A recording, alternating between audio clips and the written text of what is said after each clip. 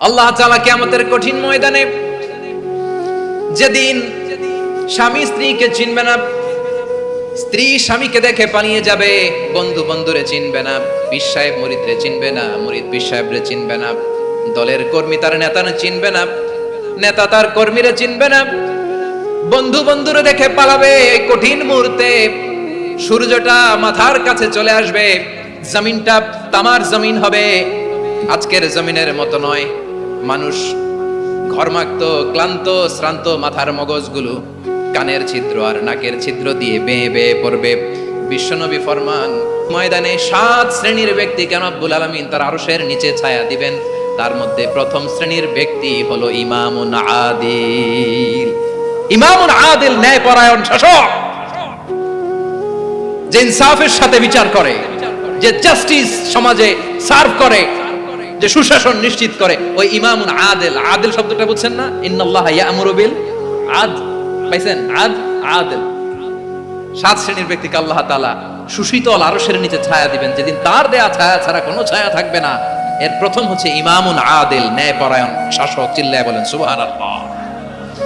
আবার বিশ্বনবী বললেন, ইন্নাল মুকসিতিনা ইনদাল্লাহি আলা মানাবিরা মিন নূর আন ইয়ামিনির রহমান। কিয়ামতের দিন যারা ন্যায় পরায়ণ হিসেবে আল্লাহর সামনে দাঁড়াবে, কিয়ামতের দিন রব্বুল আলামিন তার আরশের ডান দিকে ওই ন্যায় পরায়ণ লোকদের জন্য আরশের ডান দিকে একটা নূরের মিম্বারে তাদেরকে বসার সুযোগ করে দিবে। আল্লাহর আরশের ডান দিকে ন্যায় পরায়ণ লোকদের জন্য আল্লাহ তাআলা নূরের মিম্বার বানাবে। চারটেখানে কথা মনে করেছেন? আল আদাল, জাস্টিস। ইন্নাল্লাহা ইয়া'মুরু বিল আদল। আল্লাহ তাআলা এই আদালতের নির্দেশনা দেয়, সুবিচার, সুশাসন। প্রিয় ভাইরা, এটা আমরা বাংলাদেশে চাই কি চাই না? এই যে অরাজকতা, এই যে অন্যায়, এই যে জুলুম, এই যে ইনকনসিস্টেন্সি সমাজের অসঙ্গতি, এর প্রধান কারণ জাস্টিস নাই, সুবিচার নাই, সুশাসন নাই। শেষবারের মতো আওয়াজ করে বলেন তো, আমরা বাংলাদেশে আদল চাই কি চাই না? তাহলে প্রথম নির্দেশনা শেষ, আল্লাহ তাআলা তোমাদেরকে আদলের আদেশ দেন। এরপরে আল্লাহ বললেন, আমি তোমাদেরকে ইহসানের আদেশ দেই।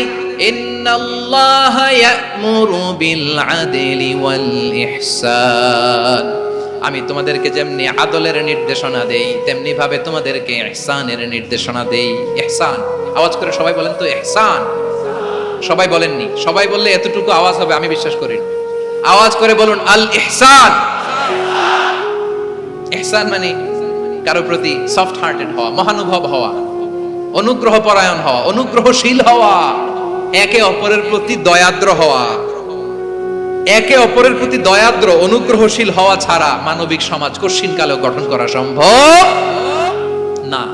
প্রিয় ভাইরা, সুন্দর আচরণ দিয়ে, ইহসান দিয়ে যা জয় করা যায়, নরম আচরণ দিয়ে যেটা অর্জন করা যায়, কঠোরতা দিয়ে সেটা পারা যায় না।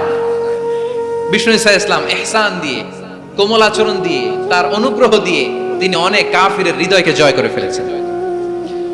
সাইয়েদনা সুমামা ইবনে উসাল রাদিয়াল্লাহু তাআলা আনহুর কথা মনে পড়ে যায়।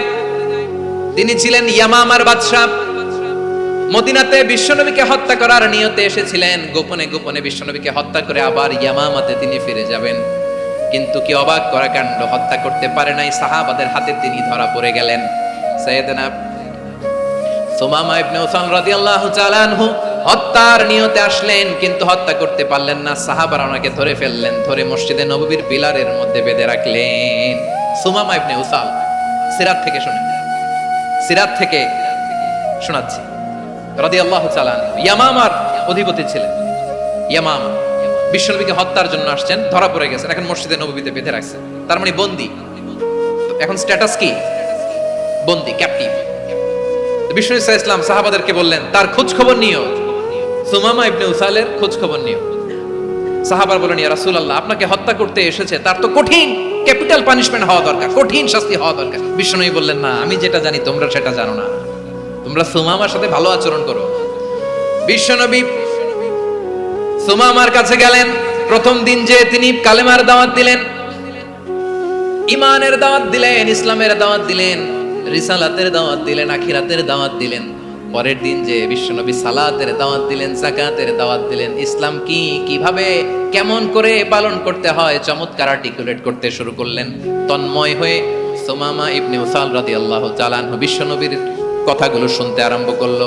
একদিন নয়, 2 দিন নয়, টানা 3 দিন বিশ্বনবী সুমামার কাছে ইসলামকে প্রেজেন্ট করেছেন, উপস্থাপন করেছেন। আওয়াজ করে বলেন, কয় দিন? 3 দিন। 3 দিন মসজিদে নববীতে বাধা। আর সাহাবীদেরকে বললেন, তার খোঁজ খবর নিও, তোমরা যে রুটি বানাও এর মধ্যে সবচেয়ে ভালো আটার রুটিটা তারে দিও, সবচেয়ে রিফাইন্ড খেজুর, যেটা পিওর খেজুর, এটা তারে দিও। আর বিশ্বনবী নিজের উট থেকে দুধ দহন করে ওনার বাড়ির এক কর্মচারীকে বলেছেন, দুধ দহন করে সুমামার জন্য নিয়ে যেও। সুবহানাল্লাহ পড়বেন না? সবাই তো অবাক, ইয়ামামা থেকে আসছে নবীকে হত্যা করতে, বিশ্বনবী দেখে তারে জামাই আদর করে, তাকে মজার মজার খাবার দিও, দুধ দিও, আদর আপ্যায়ন করো। একদিন নয়, 2 দিন নয়, টানা 3 দিন বিশ্বনবী এভাবে সুমামার কাছে যে ইসলামকে প্রেজেন্ট করতে আরম্ভ করলেন, ইসলামকে উপস্থাপন করতে শুরু করলেন, আর তাকে চমৎকার এন্টারটেইনমেন্ট আপ্যায়ন দিতে আরম্ভ করলেন। টানা 3 দিন যখন ইসলামের দ্য বিউটিজ অফ ইসলাম, ইসলামের সুমহান বাণী, সৌন্দর্য তার কাছে উপস্থাপন শেষ, তাকে আপ্যায়ন শেষ, বিশ্বনবী বললেন সাহাবাদেরকে, যাও এবার সুমামার হাতের পায়ের রশি দুটো খুলে দাও। সাহাবারা বললেন, ইয়া রাসূলুল্লাহ, কি বলেন আপনি? ও তো হত্যাকারী, সুযোগ পায় নাই, আপনারে মারতে পারে নাই, ছেড়ে দিলে আবার ও আপনার উপর তলোয়ার নিয়ে ঝাঁপিয়ে পড়বে। নবী, এই সিদ্ধান্ত আপনি নিতে যাবেন না। বিশ্বনবী বললেন, যেটা বলেছি সেটা করো, সুমামার রশিগুলো ছেড়ে দাও, সুমামার হাতে পায়ের রশিগুলো যে তোমরা খুলে দাও। সাহাবারা তর্ক জুড়ে দিলেন, লা ইয়া রাসূলুল্লাহ, ওটা করবেন না, তো ভয়ঙ্কর, ভয়ঙ্কর খুনি, কি জানি কি হয়ে যায়। বিশ্বনবী বললেন, না, তার হাতে পায়ের রশিগুলো খুলে দাও। সাহাবারা বিশ্বনবীর কথা মতো তার হাতে পায়ের রশিগুলো খুলে দিল। সুমামা মুহূর্তের মধ্যে মসজিদে নববী থেকে বের হয়ে ইয়ামামায় ফিরে না যে মসজিদে নববীর পাশে একটা খেজুর বাগান ছিল, সেখানে চলে গেলেন।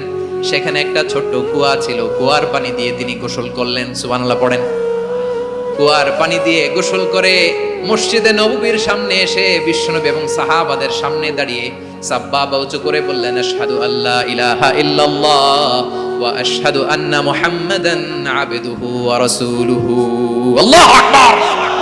আমি সাক্ষ্য দিচ্ছি আল্লাহ ছাড়া কোনো ইলাহ নাই, আর মুহাম্মদ আল্লাহ তাআলার প্রেরিত বান্দা এবং রাসূল। প্রিয় ভাইরা, ইহসান দিয়ে যা জয় করা যায়, কঠোরতা দিয়ে সেটা কঠিনকালেও জয় করা যায় না। আওয়াজ করে বলেন, ঠিক কি না? এবার সুমামা দাঁড়িয়ে বলে, ওগো নবী, আমি তো কালিমা পড়ে মুসলমান হয়ে গেলাম, এবার শোনেন, এই মুহূর্তের আগে আপনার চেহারার চাইতে নিকৃষ্ট কোনো চেহারা আমার কাছে ছিল না, কিন্তু শাহাদা পাঠ করার পরে আপনার চেহারার চাইতে উত্তম শ্রেষ্ঠ কোনো চেহারা আমার কাছে আর নাই। ও নবী, আজকের দিনের আগে ইসলাম ধর্মের চেয়ে নিকৃষ্ট অপছন্দনীয় কোনো ধর্ম আমার কাছে ছিল না, কিন্তু এই মুহূর্ত থেকে ইসলামের চেয়ে সেরা শ্রেষ্ঠ পছন্দনীয় কোনো ধর্ম আমার কাছে নাই। নবী গো, আজকের দিনের আগে মদিনার চাইতে অপছন্দনীয় নিকৃষ্ট কোনো শহর আমার কাছে ছিল না, কিন্তু এই মুহূর্তের পর থেকে মদিনার চাইতে কোনো শ্রেষ্ঠ শহর আমার জানা নাই। সে ছিল গমের বড় ডিলার, গম বেচত। কি বেচত? তার গম কিনে মক্কা লোকেরা রুটি খাইতো। সে ঘোষণা দিল, আজকে থেকে মক্কাবাসীদের জন্য সব গম আমি হারাম করে দিলাম, মক্কাবাসী এখন না খেয়ে মরে। সুবহানাল্লাহ পড়বেন না? মক্কাবাসী বিশ্বনবীর কাছে আসলেন, এসে বললেন, মুহাম্মদ, আমরা তো তোমার ভাই, তোমার চাচা, তোমার ভাতিজা, তোমার আত্মীয়, তুমি সুমামারে বলো সে যেন আবার গমের সাপ্লাই মক্কার জন্য অনুমতি দিয়ে দেয়। বিশ্বনবীর অনুমতি ক্রমে সুমামা আবার মক্কাতে গম পাঠাতে শুরু করলো। পড়েন সুবহানাল্লাহ। ইহসান, ইহসান দিয়ে আপনি যেটা জয় করতে পারবেন, you can win the heart of your enemies. ইহসান দিয়ে আপনি আপনার শত্রুর হৃদয়কে জয় করতে পারবেন। আওয়াজ করে বলেন, ঠিক কি না? এজন্য আল্লাহ বললেন, ওয়া আনফিকু ফি সাবিলিল্লাহি ওয়া লা তুলকু বিআইদিকুম ইলাত তাহলুকা।